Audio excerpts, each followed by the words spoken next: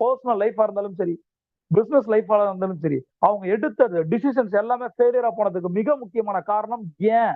இந்த கேள்வியை அவங்க ஸ்ட்ராங்கா அவங்களுக்குள்ள கேட்கல. அவங்களோட கவுண்டர் பார்ட்ஸ், அவங்களுடைய கொலீக்ஸ், அவங்களோட டீம் மெம்பர்ஸ் ஏன்னு கேட்கவே இல்ல. கேட்க தெரியல. அவனுக்கு அவனையே கேட்க தெரியல, செல்ஃபா கேட்க தெரியல, அத வெளியில கேட்க தெரியல.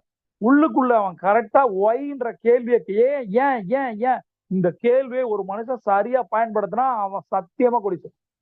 இந்த கேள்வி எனக்கா கேட்டிருக்குமா? ஒரு கோர்ஸ் எடுக்கிறோம், ஏன் எடுக்கணும்? நம்ம குழந்தை இந்த கோர்ஸ் எடுக்குது, ஏன் எடுக்கணும்? இந்த பிசினஸ் டிசிஷன் எடுக்கிறோம், ஏன் எடுக்கணும்? இதுல இன்வெஸ்ட் பண்ணணும், ஏன் எடுக்கணும்?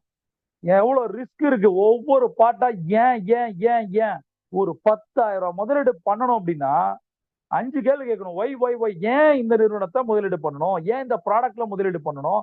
ஏன் கமோடிட்டில பண்ணணும்? ஏன் கரன்சில பண்ணணும்? ஏன் ஃபாரெக்ஸ்ல பண்ணணும்? ஏன் ஈக்விட்டில பண்ணணும்? ஏன் எஃப் அண்ட் பண்ணணும்? ஏன் பாண்ட்ஸ்ல பண்ணணும்? ஏன் லேண்ட்ல பண்ணணும்? ஏன்